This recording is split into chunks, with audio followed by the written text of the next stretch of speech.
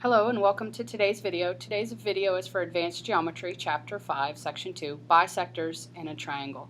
So we're going to take a look at angle bisectors, and we're also going to take a look at distances to sides and things like that. So we start out with a theorem, and it's called the perpendicular bisector theorem. And it says if a point is on the perpendicular bisector of a segment, then it is equidistant from the endpoints of the segment. Now notice, this one doesn't say congruent, it says equidistant. So when we're writing a proof with this one, we're actually going to say that measures are equal because it actually uses the word equidistant. So what this one is saying is if I have a segment, and I'll call it AB, and I draw a perpendicular bisector, so not only do I know this is perpendicular, but I also know these are congruent.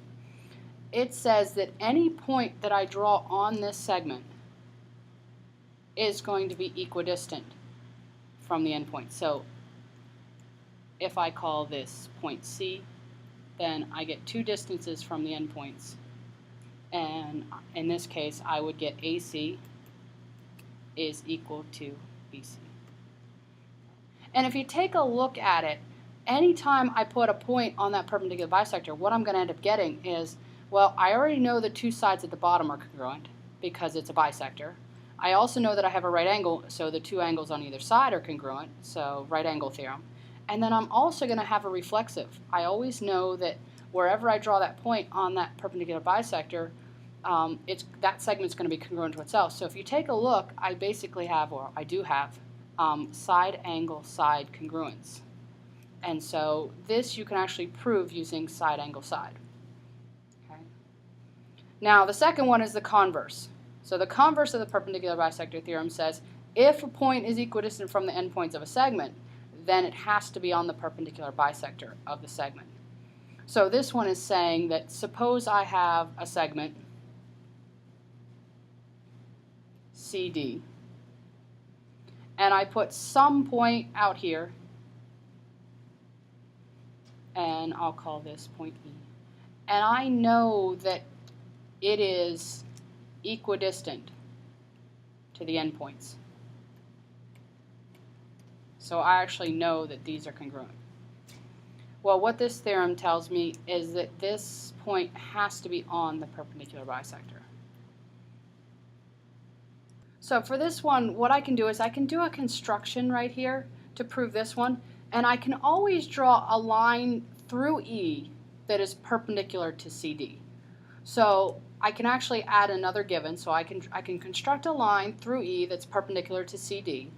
And so I'm going to know that this angle down here is right.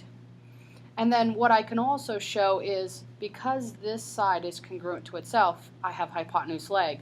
So the two triangles at the bottom are congruent, and then I can show that C, whatever this, I'll call this CF, is congruent to FD. Okay, so this one you can actually prove using hypotenuse leg. So for this one, we can say that EF is the perpendicular bisector of CD. And for this one, we would use HL congruence theorem. Now, in order to do the next two theorems, we have to have a new definition. And that definition is the distance from a point to a line. So if I draw a line, and then I draw a point somewhere that's not on the line, if I don't have a definition for the distance between a point and a line, well, there's lots of distances. I can draw the distance this way. I could draw the distance this way. I could draw the distance this way. But you kind of get the idea that these aren't all going to be the same. You know, this one might be 6, and this one might be 4, and maybe this one's even longer, it's 7. So what we came up with as a convention is the distance between a point and a line is always a perpendicular distance. So what we do is we find the line that's perpendicular between the point and the line, and then the distance between the point and the line would be that distance. Okay? So if that middle one is perpendicular, then the distance would be that 4. Okay? It's also going to be the shortest distance. between the point and the line.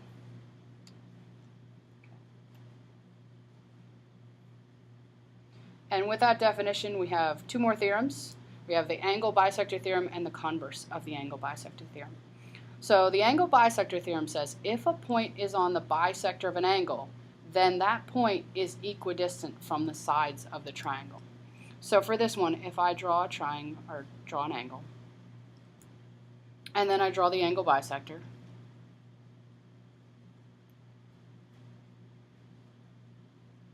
so I know these are congruent. And then I put a point anywhere on this angle bisector. What this theorem is saying is that that point is equidistant to the two sides. So when I say equidistant to the two sides, it has to be a perpendicular distance. So that's going to be perpendicular, and that's going to be perpendicular. And if I call this A and B and C, what this theorem is telling me is that AB is equal to BC. And if you take a look at what we have, it kind of looks like a right triangle, we immediately think hypotenuse leg, but we don't have that. What we actually have is we have the two angles at the bottom are congruent, we have two right angles, so they're congruent, and then we also have reflexive for the last side. So you can actually prove this one using angle-side congruence theorem. And then the next one's just a converse. It says if a point in the interior of an angle is equidistant from the sides of the angle, then the point is on the angle bisector. So for this one, we have the angle, and then we have a point somewhere out here. And what we know for this one is that it's equidistant to the sides.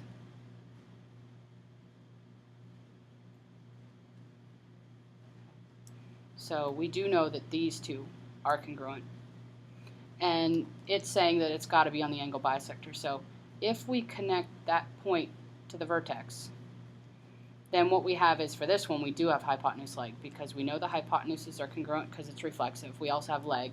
So this one, we know those two triangles are congruent using hypotenuse leg, which means that the angles at the bottom are congruent. And so we know that it's on the angle bisector. So for this one, what we can end with, I'll call this A and B.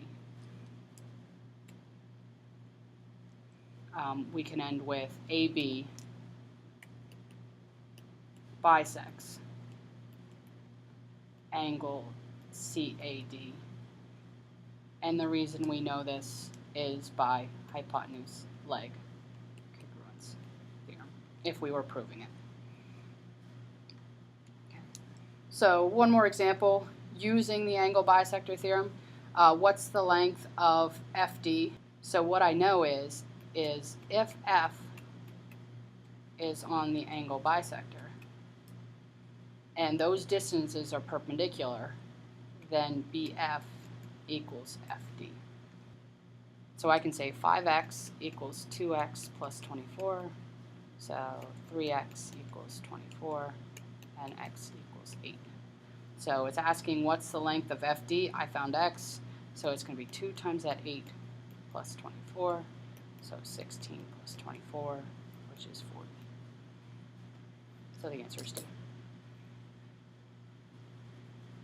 And that is it for today's notes. Thank you for watching. Have a great day.